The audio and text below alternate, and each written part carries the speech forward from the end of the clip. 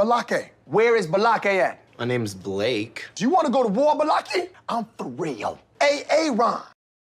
Ron is here, everyone. Welcome back for more SPTV, where every day is a great day not to be in a cult.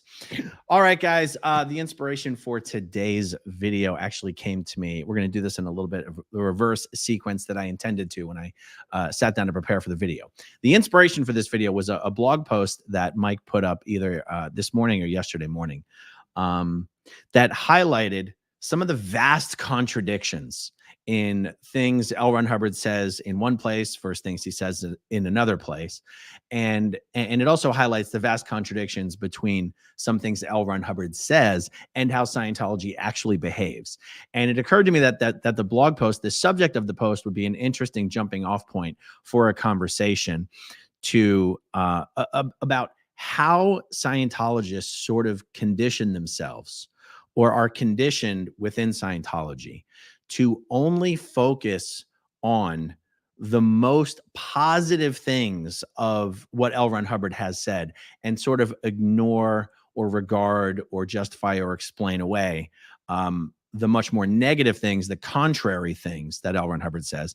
And the contrary things are really more indicative of Scientology's actual behavior, but it's this weird little mental trick that Scientologists do. And I say this from experience. This is absolutely what I see myself in hindsight that I did when I was in Scientology, is that if I was challenged on any of Scientology's negative, destructive, criminal behavior, I would respond by what would come to the forefront of my mind is the very big, public, positive, constructive things that L. Ron Hubbard would say, because it's easier to seize on those things as being real Scientology and all of the horrible, destructive behavior of Scientology to sort of explain that away as somehow being alterations of real Scientology, when the truth is, L. Ron Hubbard simply contradicted himself all over the place, and it's all real Scientology. But anyway, I just thought it would be an interesting conversation that might resonate with a lot of under-the-radar Scientologists, maybe some other former Scientologists. Now, so that was the inspiration for, well, the conversation we're going to have here today. But then what led me, that was step one. Step two was remembering that Natalie Webster on the Life After a Cult channel, which I will show you right here. This is Natalie's channel. If you're not subscribed yet, go subscribe there. She did an interview yesterday or the day before. Again, all the days are merging together for me recently. She did an interview with one of the world's leading cult experts, Rick Alan Ross. And I'll show you his book right here, which I'm about 3/4 of the way through right now. Rick Alan Ross, Cults Inside Out, How People Get In and Can Get Out. She did an amazing about 2.5-hour interview with Rick. And one of the questions that she asked him was, what is the best way to reach people who are still in Scientology? What is the best approach? What information would be most effective in getting these people to, first of all, be willing to receive the information, be willing to actually think on it, and information that would have a high likelihood of getting them to go, maybe there's something to consider here. Maybe some of the ways that I've been thinking and some of the things that I have been believing, maybe those are things I need to revisit, right? Just something to get past the complete shutdown that Scientologists go into when approached about Scientology in a negative way. And he had some really interesting insights into this. Now, remember, I said the inspiration was the blog post, step one. And then step two was, oh, I should highlight this clip. Now that I've watched the full clip does not necessarily completely connect to the blog post in the way that I thought it would, but I still want to cover both of these things. I want to show you guys the clip because it's fascinating and helpful, and I'm going to do a whole bunch more diving into this interview in future videos. And then I still want to share with you the blog post that Mike did, because I think it is important to highlight to discuss further what was in that blog post. Okay, so I did already show you this, but I'm going to show it to you again. Rick Ross's book is Cults Inside Out: How People Get In and Can Get Out. You can get that book on Amazon and anywhere books are sold. And just once more time for the heck of it, here's Natalie's channel, Scientology Life After a Cult. And I have this clip queued up. This clip's going to be about 7.5 minutes long. And we're just going to listen to the whole thing. I'm going to share it this way. Here we go, guys. Let me know if the by the way, people asking if Rick Ross's book is on Audible as well. Yes, it's on Audible. That's actually how I'm listening to it. Here we go, guys. Let me know in the live chat if the sound is all good. Here we go. That would be something that would be very desirable, because I often think about how in coming out and in sharing my own story and sharing the stories of other people, and I cover different things. There's different protests going around across the world, people live streaming outside Scientology, people protesting. Is there anything that you think in terms of messaging when people are out there in protesting Scientology that's more effective in terms of what they're saying or doing to bring awareness? Because the idea is that if you get the word out, then it stops new people from going in. And this has been effective, and they haven't been able to recruit right outside their buildings. And people will show up when they're selling their Dianetics books and will expose that, hey, that's Scientology, because they go to sell the Dianetics book and try to pretend that they're not. But do you think there's any type of messaging or approach from your perspective as a cult expert that would be beneficial in being in front of those organizations and in front of Scientologists that might be more effective than something else?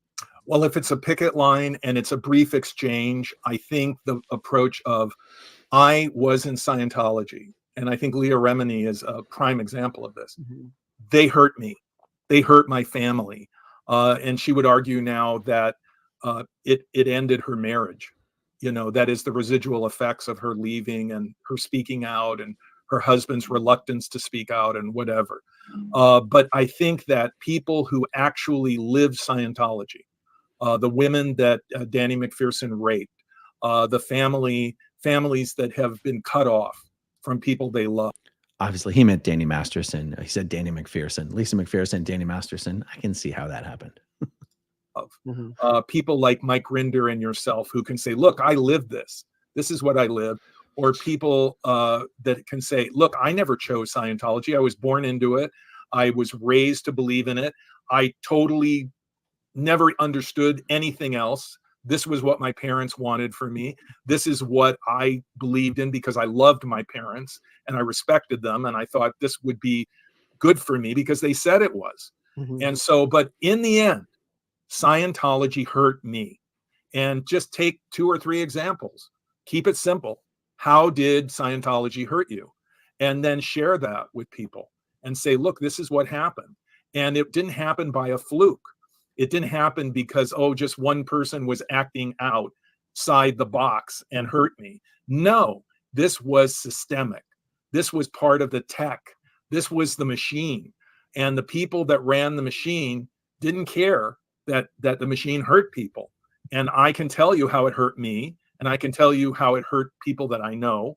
And I think when people like that come forward, when people like you come forward and say, look, this is what happened. This is how it hurt me. And this policy, this practice of Scientology hurt me.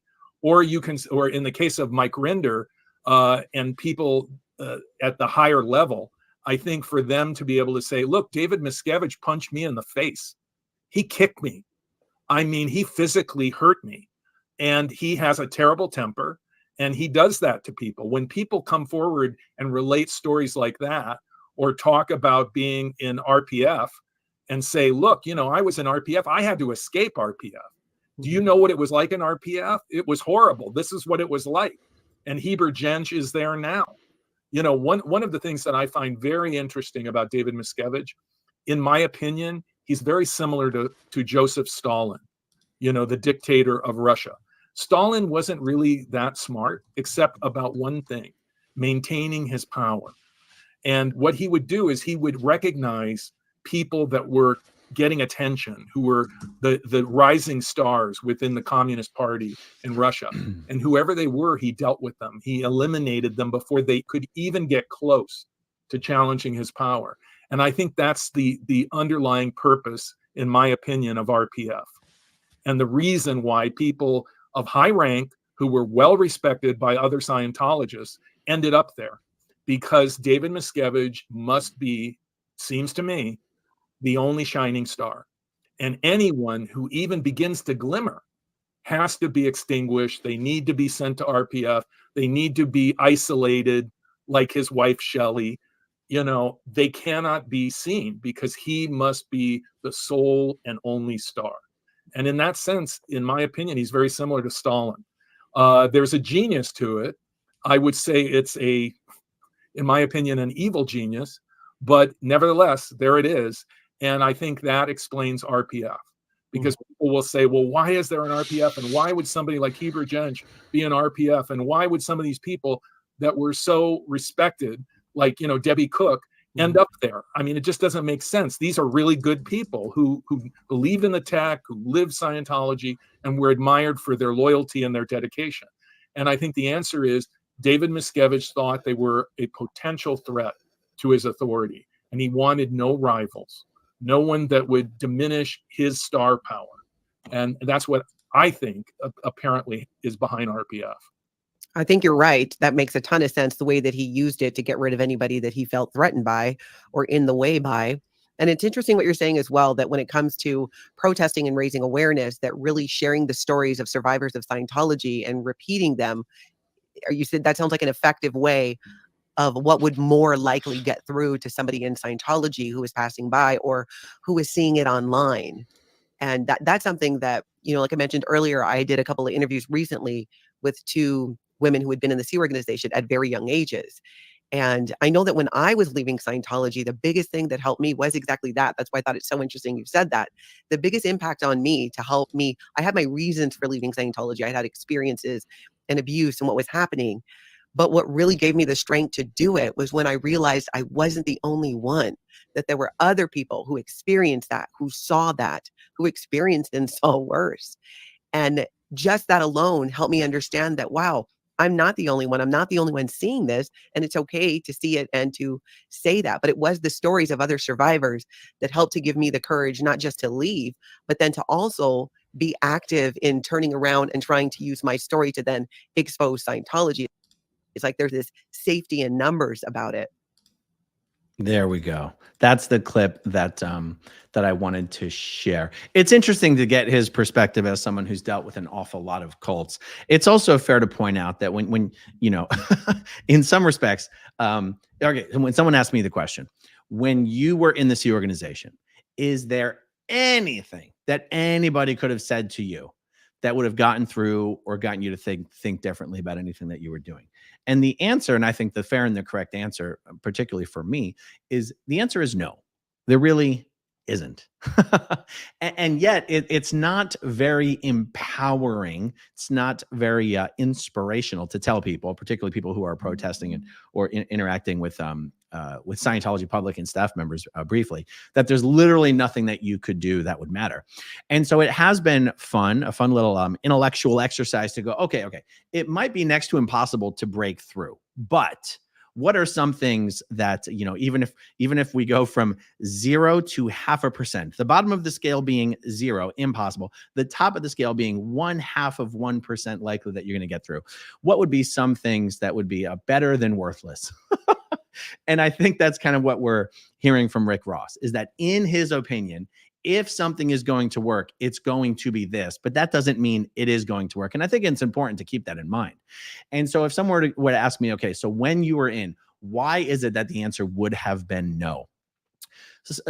Some answers, I could probably come up with many, but some answers is that Sea Org members are just so busy and dedicated, and devoted. Their time is so, their time and their attention is so riveted to the tasks they have to do today and this week to get their stats up.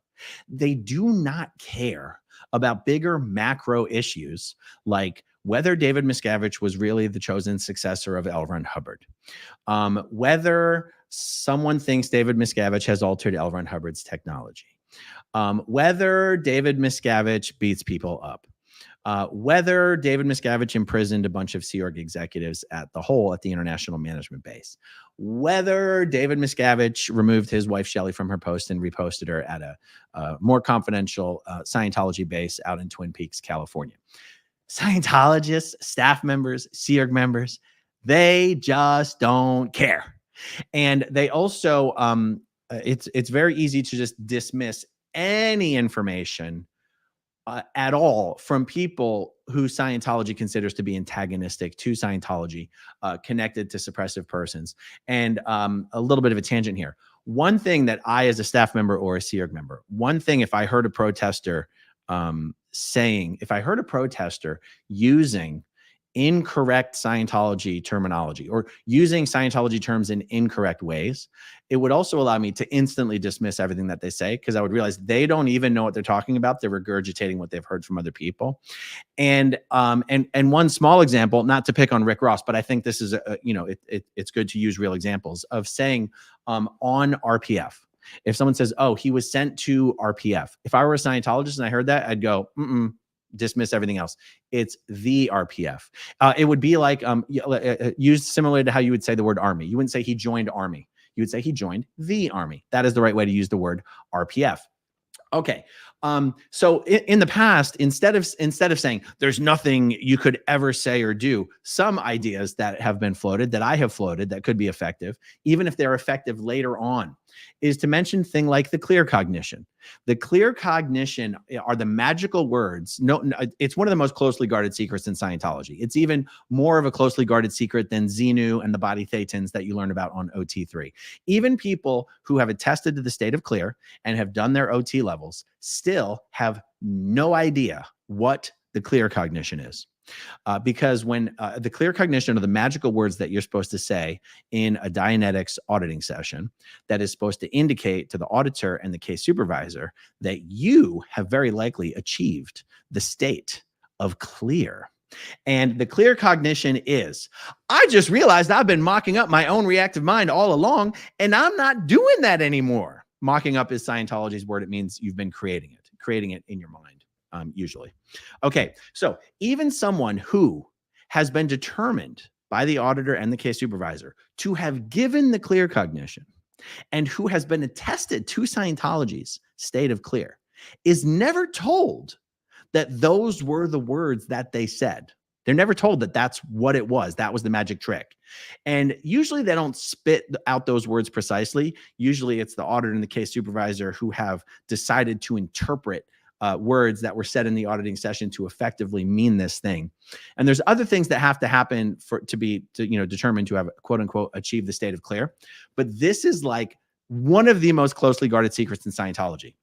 Now, as a good little faithful Scientology soldier from about the age of 12 or 13 to 26, I was 26 when I left the Sea organization. I was still technically a Scientologist in good standing until 2014, but 2006 is when I was no longer working for Scientology. I personally never achieved or attested to the state of clear in Scientology. I never trained on the auditor course called the Clear Certainty Rundown Auditor course, where you learn what the clear cognition is. But because I existed around auditing lines for pretty much all of my Scientology career, I'd always heard of the clear cognition. And I always thought it was something very precise and very magical and very clear cut. And when someone in the area where professional auditing is delivered, when someone was thought to have achieved the state of clear, someone would be assigned to go through the auditing folders and tab all of the clear evidence. And I was like, oh my God, it's so precise. It's so specific. This is such an exact technology. It turns out going through an auditing folder and tabbing the clear evidence is just tabbing places in the auditing worksheets where it's noted that the pre-clear said something that vaguely halfway resembled some part of the clear cognition. When I found out after leaving Scientology what the actual clear cognition was, I was furious that it was something as stupid as I just realized I've been creating my own reactive mind all along and I'm not doing it anymore. I was furious. And because I was furious when I found this out after leaving Scientology, I said, you know what? I would have also been furious if I found this out when I was still in Scientology. And if this would have made me furious, that means there's a good likelihood that it would make a lot of other people furious who are still in Scientology if you were to tell them that this is the clear cognition. And the thing is, if you say that to someone who's currently in Scientology, the problem is they're not going to believe you. But when they find out later, they will believe you. And they'll also have to go, oh my God, those evil SP, PTS, SP, degraded being protesters who mentioned this to me X number of years ago, they were right all along. That's crazy. And, you know, just having to come to terms with that would require them to, or cause them to sort of reframe and process a lot of other information differently. So I have said that, you know, one thing protesters might say is, hey, by the way, the clear cognition, the magical words that you should say in your next auditing session to attest to the state, you know, to give the clear cognition is, I just realized I've been mocking up my own reactive mind all along, and I'm not doing it anymore. And they may not believe you. Hold on, I'm going to start some comments here that I'm looking at. They may not believe you, but I bet you the next time they're in a Dianetics auditing session, they're going to test it out and they're going to say something on the off chance that that might be the magical words that the auditor needs to hear. Because pretty much everyone in Scientology wants to achieve the state of clear, and they want to achieve it as fast as possible. And they do not know how to achieve it, but they know there's some magical way. Okay, what's something else that I have suggested might be an effective way to reach Scientologists? Talking to them, however you can squeeze it in whatever little time you have, about the ideal org strategy. This is the strategy David Miscavige has been pushing since 2003 or 2004. It's supposed to be the magical formula to make Scientology just to ignite worldwide Scientology expansion. It's absurd on its face, but this is not evident to Scientologists. It's the idea that if every existing Scientology organization in the world, of which there's about 175, if every org in the world purchases a brand new 50,000 plus square foot facility and renovates it completely from top to bottom, that this will just create a vacuum of demand. You know, the demand that this will create for Scientology in the environment will just be undeniable. You know, you'd have to weld the doors of the organization shut to prevent these orgs from expanding to the size of Old St. Hill. Old St. Hill is what they called the organization in St. Hill, England, when L. Ron Hubbard was personally running that organization. There's been these mythical figures attached to how big this organization got when L. Ron Hubbard was running it. And when a Scientology organization, when their stats reach the size of Old St. Hill, they are declared St. Hill size. Now, every org in the world is supposed to reach St. Hill size before OT 9 and 10 are released. There's just one problem, guys. Scientology has not declared an org St. Hill size in the last 20 years. And every org that has ever been declared St. Hill size is no longer St. Hill size, except for Flag in Clearwater, Florida, and maybe the Celebrity Center International, but I doubt it. Maybe the Advanced Organization of Los Angeles is still St. Hill size, maybe. And maybe the 6 or 7 other advanced orgs around the world, but not likely. Okay, so David Miscavige basically got all Scientologists in the world to focus their attention on fundraising, because there's one thing this ideal org strategy has going for it. All it needs is money. It doesn't even need Scientologists. I mean, you need Scientologists in order to get the money, but Miscavige has figured out how to squeeze more money out of less members. And as long as Miscavige can get more money, that's all he really cares about. There's only one problem. This strategy has been going for 20 years now, and it's not even halfway done. There's another problem, a big oopsie daisy. The orgs that have already got their new ideal org buildings, they are smaller today than they were before they got these buildings. Basically, these tiny little failing organizations that maybe had a dozen staff members are now burdened with a giant, massive building that sucks up, just paying for the utility bills on these buildings, sucks up all of the free cash flow that these orgs generate, which is very little to begin with. And there's nothing left over to pay the staff, which makes it harder to hold on to the staff. Scientology has been shrinking so rapidly. Even the ideal org strategy not only has not helped, it's actually hurt. If there's some way to mention something about this to the Scientologists and the staff members that you come across in the brief opportunity that you have, it just seems to me that if I were still in the bubble, it would be something that would be hard to ignore and deny. So when I was at the Twin Cities org out in downtown St. Paul last month, I got to spend some time in an elevator with a Scientology staff member. And I got to chat with a few of the staff members and even some of the public just briefly while I was around the premises. And that is what I chose to focus on. I said, I'm confused. If the ideal org strategy is supposed to create Sand Hill size orgs, why are there fewer public in this org now than there were 20 years ago? And if the ideal org strategy is not working here in St. Paul, Minnesota, why do you believe this ideal org strategy is working in any other city around the world? Now, did these guys go, by golly, you're right, I'm leaving Scientology, I'm coming with you now? No, of course not. And that's why, these proposals of things to mention, it's not even that anyone can claim that these things will work. It's that it's better than nothing. And it's not a personal attack on them. It's not even a personal attack on Scientology, really. It's not even really an attack on L. Ron Hubbard. In some sense, it's more of an attack on David Miscavige, which is probably more palatable than an attack on something that would be perceived as an attack on L. Ron Hubbard or an attack on Scientology. And because I did see some comments in the chat questioning whether, what Rick was proposing would actually be effective. And the truth is, none of these things may be effective, but they are better than nothing. So, for example, Irina Posner said, I know this is referring to what Rick had recommended about telling personal stories, saying that, I was abused, I was hurt, David Miscavige beat me up, that kind of stuff. Irina says, I know that it would 100% fail with me when I was still in. My reaction would be, you're a degraded being who blames everyone for your own condition. Grow up, loser. And I do agree. That is how Scientologists tend to think. Being a victim is a dirty word in Scientology. Being a victim is one of the most offensive and disgusting things a Scientologist can do. It's actually truly a dirty word. Those are fighting words in Scientology. Stop being a victim. You're being a victim. It does not go over well.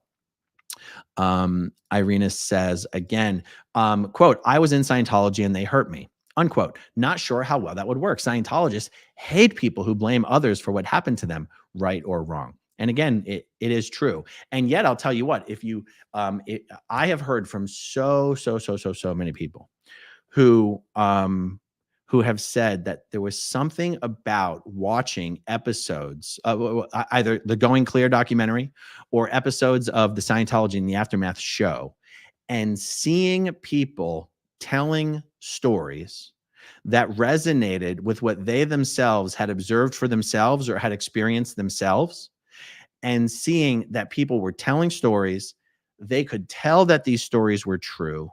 They could see that these people were not just filled with hate. They did not just have an axe to grind. They were not just trying to destroy Scientology.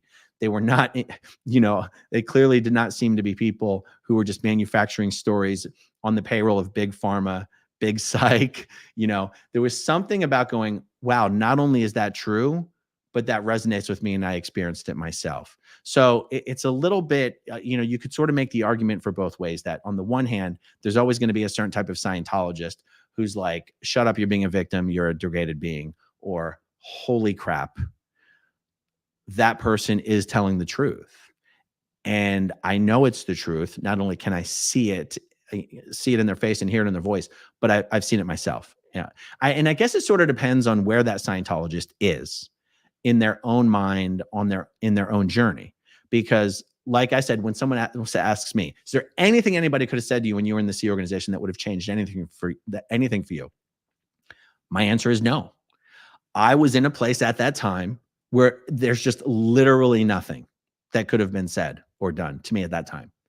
And there's always going to be Scientologists who are in that exact same headspace where nothing is going to work.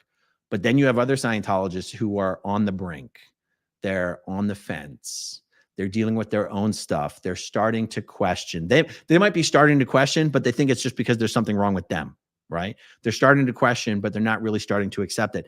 And then they're exposed to other people's stories, other people's information, and they go, oh, maybe the reason I'm starting to question isn't because there's something wrong with me. It's because there's actually something wrong. And I'm just finally starting to come to terms with it. So, and anyway, that's, yeah, nothing's going to work on everyone all the time. But yeah, I think that's what was so important to me about the advice that Rick Ross gave. Now, of course, he's answering a somewhat impossible question, is like, how can you reach, how can someone outside of an organization who's got a brief interaction with a Scientology public or a Scientology staff member, how can they break through? It's an almost impossible task, but I think that's why his advice is a good example of something that can be tried in different ways. I'm Still Here says, we are seeing this with Diddy's victims. He used control and his power. Yes, it is very interesting. I've been trying to figure out, I'm only going to do videos on the Diddy subject if I can figure out how to really make it instructive and relevant to the Scientology experience and the Scientology story. And this might be one of those ways. Just look how someone was able to control people and control information when he was seen as someone who was such a leader and so powerful in the industry that people were terrified of saying anything to get on his bad side. He wielded enough power in the music industry that he could destroy people. He could get them ostracized to a point where they could never succeed. And so he was able to horrifically abuse people who now are big names in the industry, but who back then thought that everything depended on staying on Diddy's good side. And then by the time those people grew in the industry to a level where they had their own power, well, now Diddy had all this blackmail on them. It's amazing to see how that happened in the music industry with Diddy. It's amazing to see how it happened in the political world with Jeffrey Epstein. And it is interesting to see that is how David Miscavige wields power over people in Scientology. You have people in Scientology who are true believers that Scientology is the only hope they have for eternal spiritual freedom. And that David Miscavige himself, just with snap of his fingers, can get you banished and essentially get you plugged back into the matrix forever, doomed to be a prisoner, a spiritual prisoner in these prison bodies on this prison planet for eternity. That is the power David Miscavige has over people.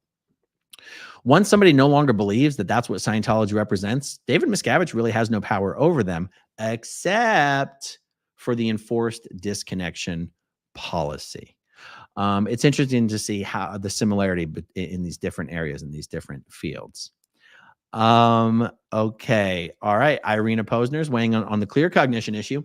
I never said the clear cognition like that. I said something like, I know that is not how it happened, but that is how I remember it happening.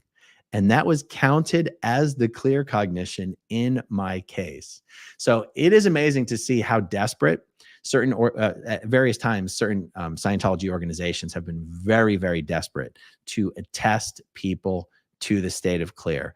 And it is amazing to see how far they will go to take words that are nothing like the clear cognition and accept them as the clear cognition. Because just like it's sort of a status thing for a Scientologist to attest to the state of clear, it's also a status thing for orgs to be making clears. And yes. And this is funny because the conversation sort of assumes that there's any such thing as a clear, which there isn't, but at least in the world of Scientology, within that framework, there's supposed to be one. And so in Scientology, people are constantly busted for feeding people the clear cognition, sort of kind of helping them figure out what they might want to say or something like this, or just falsely declaring people to clear because the orgs themselves are desperate for the statistics of making clears. So no surprise there, Irina. All right, let's see. Jays and 90. Do you think it's different for someone who is already having doubts than your example? Maybe hearing those stories might be something to reinforce the doubts. Jay's aunt, Natalie, did great. There you go, Jay. That's exactly what I was just saying. That, yeah, for someone who's already having doubts, hearing other people's stories is much more powerful. Thank you for that. Okay, Irina says, I'm quite convinced that Scientology just changed the name and the outward facade of the RPF, but the RPF in some form exists. Maybe they were yellow now or something. Yes, well, some punishment program still has to exist. And from speaking with under the radar folks and people recently out of the Sea Org, they're for sure, they call it like the qual program.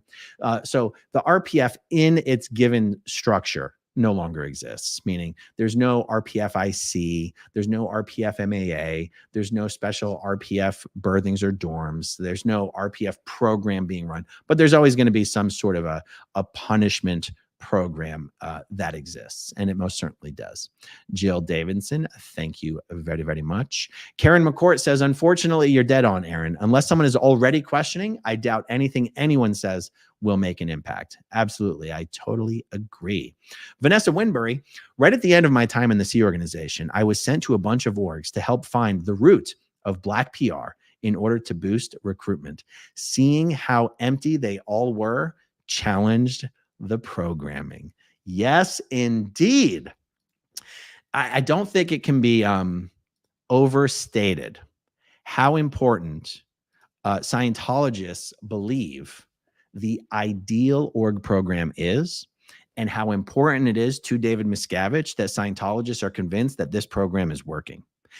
After 20 years, if Scientologists were to actually come to terms with the fact that this program is not working at all, that this money has been completely wasted on buildings that are completely empty, it would be a disaster for David Miscavige. The money would dry up even faster than it's already drying up. And believe me, the money is drying up for these buildings. It took 20 years to get the first half of the orgs done. Those orgs were the lowest hanging fruit. Those were the orgs with the wealthiest public behind it. And if it took 20 years to get the first half of the orgs done, I don't think the second half of the orgs will ever get done. They will just continue to sit there as a fundraising tool, less and less effective as time goes on. And it will, and the fact that the program has been stalled, it will allow David Miscavige to blame Scientologists for the fact that it is stalled, because after all, they're the ones that are supposed to come up with the money. And it will also be the justification that Miscavige needs not to have to release OT 9 and 10, which is a relief to David Miscavige because he doesn't have OT 9 and 10.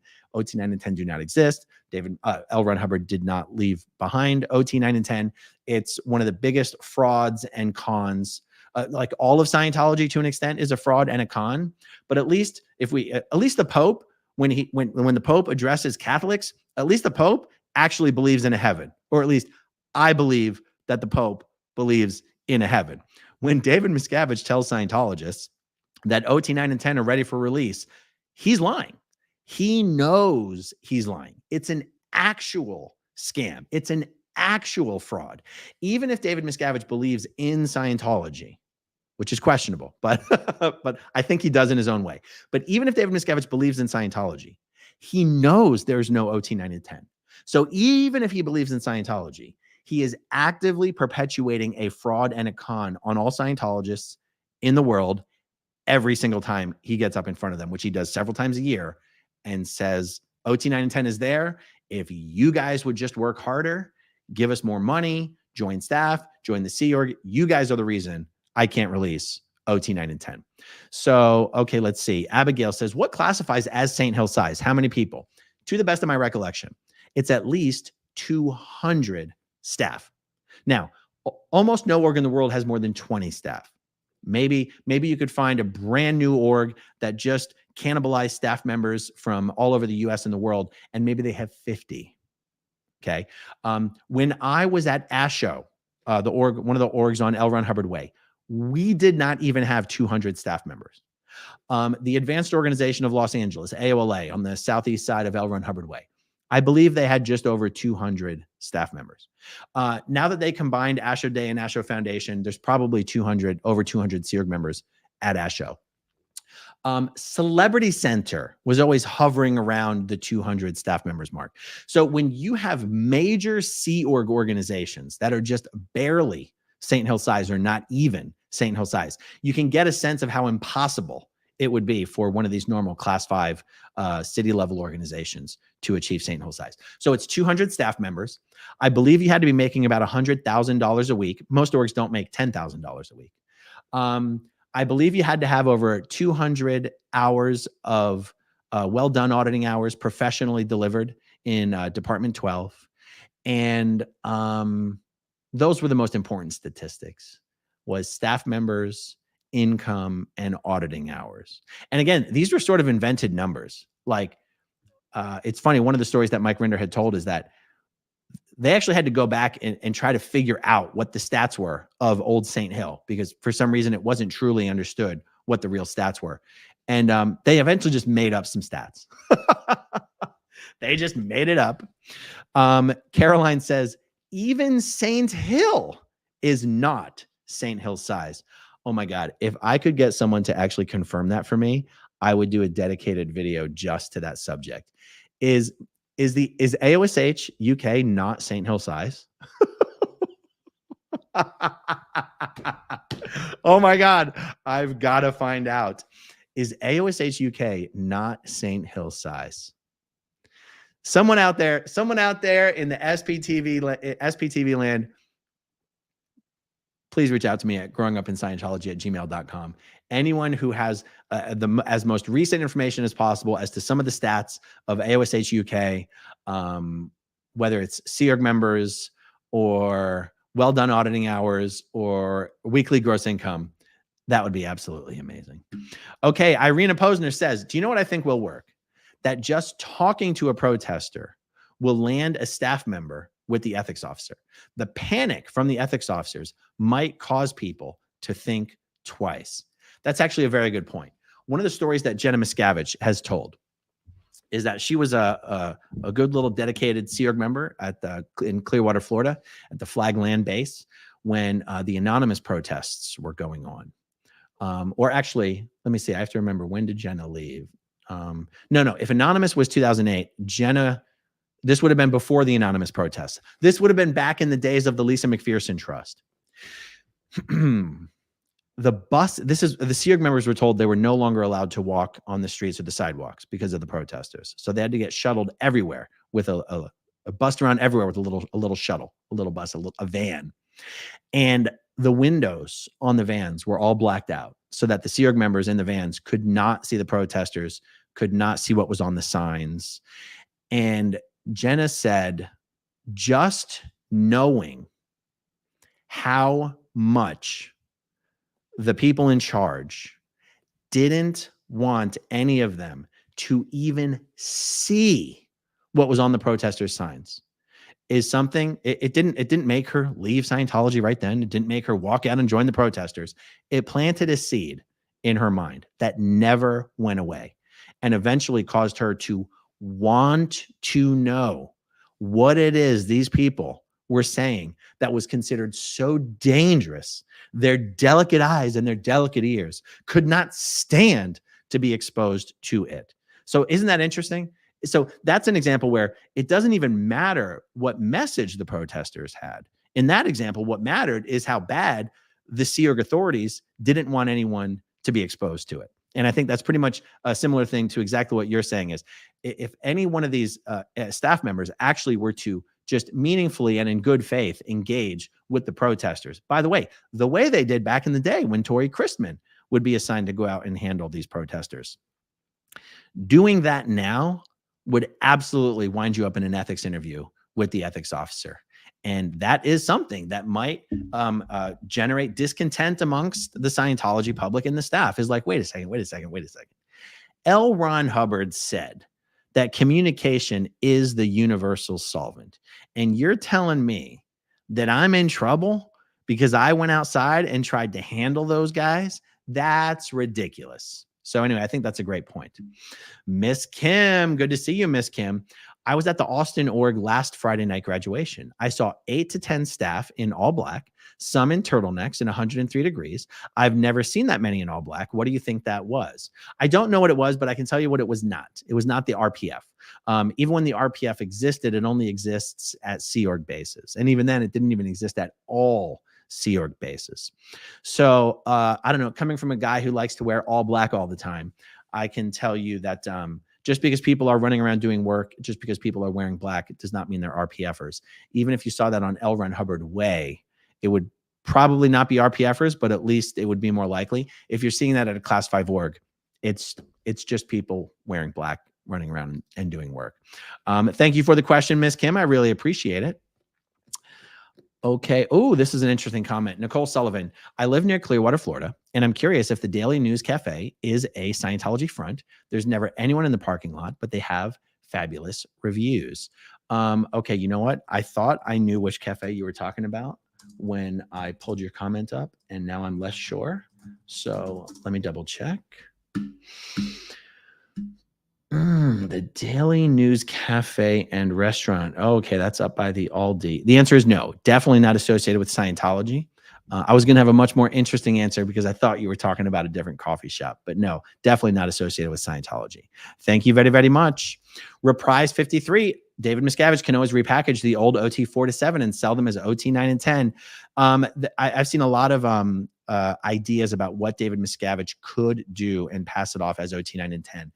Guys, there's a million things he could do. The problem is that right now, the mystery of OT 9 and 10 serves much more value to David Miscavige than the reality of OT 9 and 10.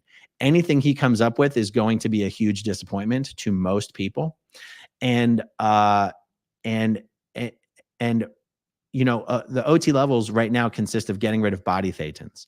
Based on what L. Ron Hubbard has said, that all of the existing OT levels are negative gain, which means getting better by removing something, and that all the further OT levels are positive gain. He can't, the OT 9 and 10, whatever they are, cannot be getting rid of body thetans. So not only can it be not getting rid of body thetans, it has to be something so magical and powerful that you have to explain why you had to keep it from everyone for 40 years. And I'm sure if push were to come to shove and he would have to come up with something, he would come up with something. But whatever he's going to come up with is going to be an absolute disaster. So, yeah, that's why I think he's totally content on continuing to move the goalposts and essentially make the release of OT 9 and 10 impossible by just setting the prerequisites and the criteria to be such that they're inachievable. That's a better strategy than actually, because also here's the problem, guys. There's no way to reverse the decline of Scientology at this point. There just isn't. Scientology has been gradually shrinking since the late 80s, early 90s. At the toppiest peak of Scientology, there was possibly 100,000 active Scientologists in the world. Now it's 20 to 30,000. And the internet age is basically kryptonite for Scientology. Scientology's own policy and practices are kryptonite for Scientology. There's just no way for David Miscavige to fix this problem. There's no way. If buying and renovating giant, gorgeous buildings was going to generate interest and demand for Scientology, it would have already happened over the last 20 years. And for any of you out there who lives in a city where there's a Scientology organization, look it up. If it's a tiny little ugly old building, that's not an ideal organization. If it's a big, gorgeous, 50,000 square foot facility that looks like it's been renovated recently, that's an ideal org building. Go inside. Go take a visit. Pretend to be someone. I saw your Super Bowl commercial. I'm curious. I want to know more. Go in, check it out for yourself, see how empty it is, and realize what you're seeing there, those empty, vacant buildings, that is the product of 20 years of the ideal org strategy, and it's not worked so far. So there's just no way for him to turn it around. So could Miscavige maybe come up with something if he had to and call it OT 9 and 10? Sure. You can fool some of the people all of the time. But I just don't think it's going to come to that. I just don't think that it will. But thank you for the comment. Much appreciated. Sam says, why hasn't Scientology made films about L. Ron Hubbard like the Latter-day Saints Church does, the Mormon Church does with Joseph Smith, to present a perfect image of him or David Miscavige? So, Sam, this is a great question. For the moment, let's put aside the idea of making a movie. They couldn't even do an L. Ron Hubbard biography. Scientology spent over 20 years trying. Dan Sherman. Dan Sherman is the Scientologist author that was tasked with writing L. Ron Hubbard's biography. He was introduced for 20 years or, 10, 15, 20 years. I get, it's all the same to me, guys. Every March 13th, when Scientology would hold its International L. Ron Hubbard birthday event celebration, Dan Sherman would be the featured guest speaker, and he was introduced as L. Ron Hubbard's biographer. That was his one job, to get L. Ron Hubbard's biography written. And it turns out it was his one job. That's what Scientologists thought his one job was. In reality, he was just writing speeches for David Miscavige all the time, and he was doing other stuff behind the scenes. The problem with telling L. Ron Hubbard's story, whether it's in an autobiography or whether it's in a movie, is almost everything L. Ron Hubbard said about his life was a lie. And you can't get away with that anymore. You could get away with that back in the day. You cannot get away with it. The best book that I have ever written, you could call it the unauthorized biography of L. Ron Hubbard, was written by Russell Miller, and it's called Barefaced Messiah. It is amazing. Now, as a good little Scientology soldier growing up, I was always under the impression that this book was like the most disgusting, insulting, denigrating hit piece that was ever written about L. Ron Hubbard. I was amazed when I read this book like 3, 4, 5 years ago, because even as a former Scientologist, I read this book and I was like, God damn, L. Ron Hubbard led a pretty amazing life. This is one of the fairest books I could have ever expected. The thing is, L. Ron Hubbard was just an inveterate lying con man who also lived an unbelievable life. But L. Ron Hubbard couldn't even tell you a story about something incredible that actually happened without lying to you about it 10 or 15 different ways. And oh my God, let's not even get started on his military career. There is a book written by Chris Owen. Is it Chris Owen or Chris Owens? And it's called Ron the War Hero. And it's the title is satirical because the book shows you L. Ron Hubbard was anything but. The one thing, even though L. Ron Hubbard led an amazing life, I'll tell you, when it came to his war service, there was nothing, this military service, there was nothing amazing about it whatsoever. That guy was an abject failure in everything he touched while he was in the service. And that's one of Scientology's biggest problems, is that the guy lied about everything. And so if you publish a biography, did I say autobiography? If you publish a biography, see, it's one thing to lie to Scientologists in the internal propaganda that's not made for public, broad public issue. But if you publish that book and now it's out there in the world, there'll be entire movements dedicated to digging up all of the evidence that everything in that book was a lie.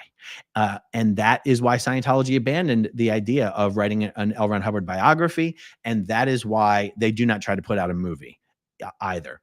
There was something else I wanted to say on this. There's a whole series of magazines that Scientology published called the Ron Mags, Ron the Explorer, Ron the Master Mariner, Ron the, I don't know, what was it? Ron the Barnstorming Pilot. And so essentially what they've done is they would release like one magazine a year. And these magazines were absolutely not supposed to be a substitute for the L. Ron Hubbard biography, but that is what they ended up doing. They ended up taking all of these magazines, of which there's like 20 or some magazines, and saying, yay, these magazines are the LRH biography, which is just insane. So that's a long answer to a simple question. Thank you, Sam. I appreciate it. Okay, let's see. Magnus Gustafsson.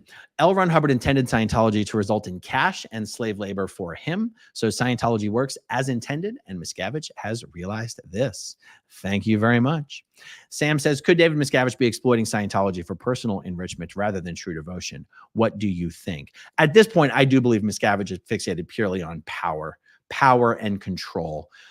Money is secondary. Like, just imagine, like, how much money do you have to have before that's like, I don't know, what am I saying here? Like, Miscavige controls all of Scientology and all of its assets and all of its properties and all of its everything. So it's like if Scientology had 3 billion in the bank, does Miscavige care if it has 6 billion? Does he care if it has 10 billion? I mean, I think power and control is more of his motivation than money, but obviously Scientology operates on money. The most important statistics in Scientology are money. And me saying that I think he cares more about control and power does not in any way minimize the fact that Scientology, how it sort of manifests, is just pure greed, pure corruption. And it's all about the dollar, the dollar, the dollar. But I think Miscavige as an individual, I feel like he cares more about the money, about the power and the control. And one of the ways he exerts that control is to demand money for, if that makes any sense. Thank you very, very much. Oh, Nicole Sullivan says, I meant the Daily Mail Cafe. I think that is still different than the one that I'm thinking of. I'm thinking of a cafe. I'm thinking of the Restoration Cafe in downtown Clearwater. I can tell you, the Daily Mail Cafe, nothing to do with Scientology. I mean, I don't know if a Scientologist owns it, then that's a connection, but Scientology is not running that cafe. I can promise you that. Vanessa Winbury, Barefaced Messiah was the game changer for me that got me to leave Scientology mentally. That is awesome. Thank you for that, Vanessa. Okay, so even though we've already got quite a long video already, I still do want to visit with you this blog post that inspired today's video. Why not? Let's just go into this. And this has to do, again, like I said, with L. Ron Hubbard completely contradicting himself in one area versus another area, and also how Scientology's behavior completely contradicts what Scientologists think of as Scientology's highest ideals. Okay, so let's look at this. Blog post says, I often noted that if something L. Ron Hubbard said is inconvenient to the current circumstance, you can probably find something else he said that is contradictory and will suit the current need. There are a few writings of L. Ron Hubbard that were pure self-promotional propaganda. His statement, for example, the work was free, keep it so, comes to mind. Nothing is free in Scientology. But perhaps the most blatant of all is his essay called What is Greatness? This essay is used by Scientology to present L. Ron Hubbard, the humanitarian, with his pronouncement of himself as a kind, forgiving, saint-like person who is above mere human reactions. Here are some quotes from the essay. The hardest task one can have is to continue to love one's fellows despite all reasons he should not. And the true sign of sanity and greatness is to so continue. For the one who can achieve this, there is abundant hope. For those who cannot, there is only sorrow, hatred, and despair. And those are not the things of which greatness or sanity or happiness are made. To do one's task without becoming furious at others who seek to prevent one is a mark of greatness and sanity. And only then can one be happy. Seeking to achieve any single desirable quality in life is a noble thing. The one most difficult and most necessary to achieve is to love one's fellows despite all invitations to do otherwise. Some of us are subject to those pressures and still go on doing our jobs. Others have long since succumbed and rave and torture and strut like the demented souls they are. One must act, one must preserve order and decency, but one need not hate or seek vengeance. Never use what is done to one as a basis for hatred. Never desire revenge. Happiness and strength only endure in the absence of hate. To hate alone is the road to disaster. To love is the road to strength. To love in spite of all is the secret of greatness and may very well be the greatest secret in this universe. Now, I'll tell you, as a Scientologist, we would read that all the time. At the Sunday service, Scientology does these Sunday services because they realize they have to pretend to be churchy. But a Sunday service in Scientology is just someone getting up and reading an article from L. Ron Hubbard. This What is Greatness would be read all the time. And I remember every time I would hear that, I would be like, yes, that is what Scientology is about. That is what Scientology is about, despite all evidence to the contrary. So let's see what else L. Ron Hubbard said. Okay. L. Ron Hubbard said, these are quotes, guys. L. Ron Hubbard quotes. People attack Scientology. I never forget it. Always, even the score. People attack auditors or staff or organizations or me. I never forget until the slate is clear. Fair game. may be deprived of property or injured by any means by any Scientologist without any discipline of the Scientologist, may be tricked, sued, lied to, or destroyed. To those who try to make life hard for us are at once at risk.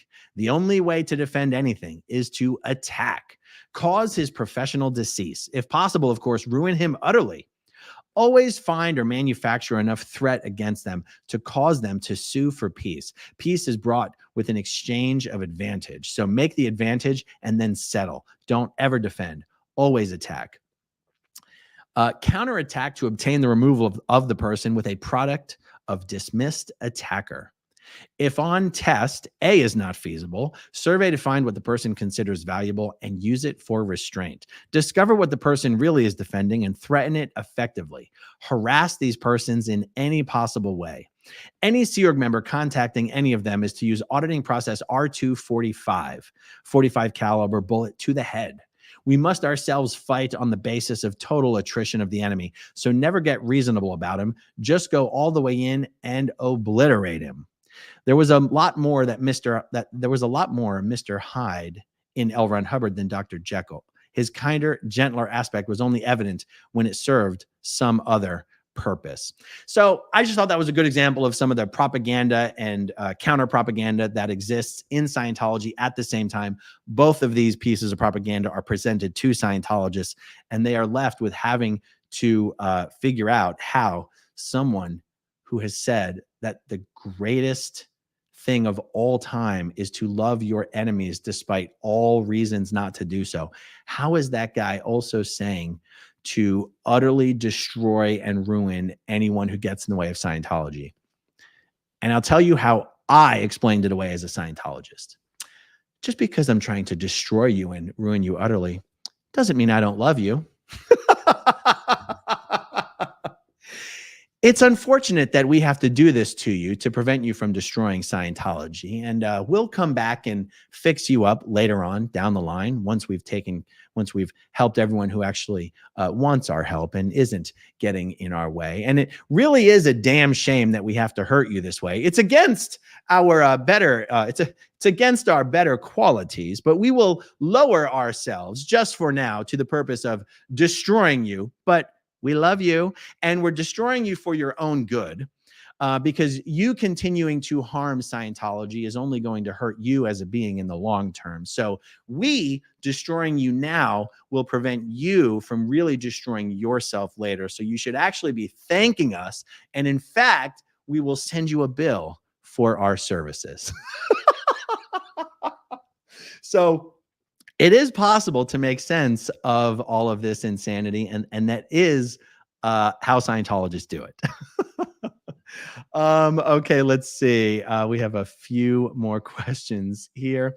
Philosophy says, okay, that's not sounding very loving. So first it's love everyone, then it's attack. I'm so confused. Indeed.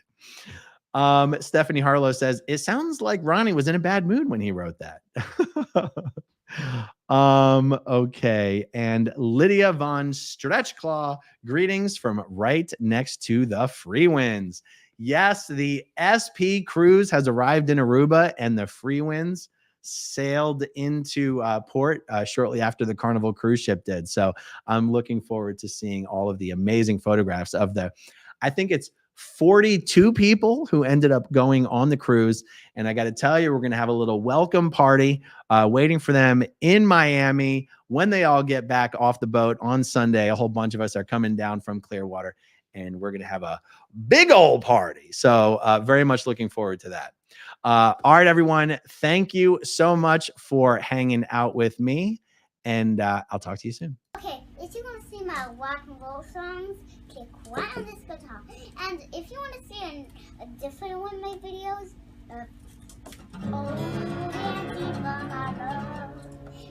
then you could click right inside here. If you have subscribed or not, subscribe right here. Bye.